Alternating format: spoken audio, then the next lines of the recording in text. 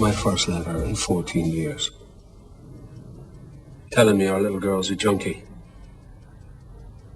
Her heart stopped twice. She's not the man, is she? No.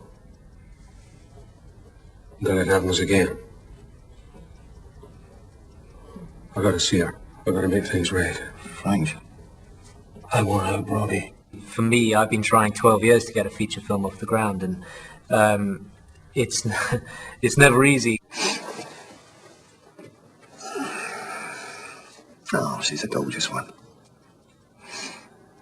you love her? Family's important. But the only important thing. The thing about Frank was that he is a man who has really opted to live life below the radar. And he decides that he just doesn't want anything to do. But also, in this great scheme of life, you can't live like that. You have to, eventually you have to be responsible. You have to take some kind of responsibility. So what was interesting to me was the fact that he had to, in a way, begin what he doesn't know is a form of redemption. But he doesn't know that. He just thinks that the incident is to do with his daughter, and the incident is things that he's put aside for all his life have finally come up and met him in this late part of his life. So he thinks to himself, I got to get out of here. We hadn't spoken much, actually, from the moment. I think you'd done a lot of your filming before I'd actually got there. And then I entered the prison, I just found this waif of a man who only ate peanuts and shook a lot and walked up and down a lot. So that was, yeah, I've been starving myself because Rupert had said to me, do you mind losing some weight for this part? I didn't have much to lose to start with. So yes, I was pacing furiously, fantasizing about food probably. It was great fun to have Damien Lewis's character Rizza and Steve McIntosh's drug-addled brother.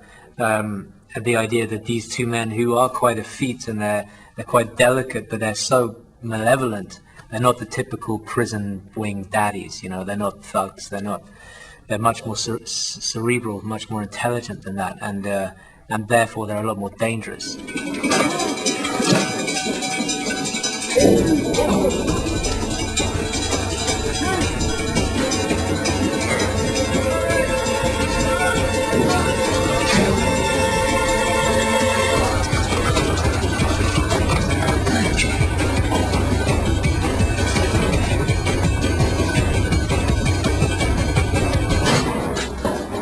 There's a sequence where the escapists descend an air sump, and I think in any normal Hollywood movie you would have a huge budget, stunt coordinators, wires, all of that, and we had, well, all we had was a rain machine, which made it even more dangerous. And these guys, the 5 escapists, were called upon basically to descend this ladder. Which he only discovered on a wrecking. There was, yeah, there was no safety net. There was nothing going on, and I think it was not an experience I'd like to repeat. But what was great was I just realised if I shoot close-ups on faces, that's and there's one shot of Liam Cunningham's face before he goes down, which is real apprehension, because anybody going down this ladder would, I think twice about it.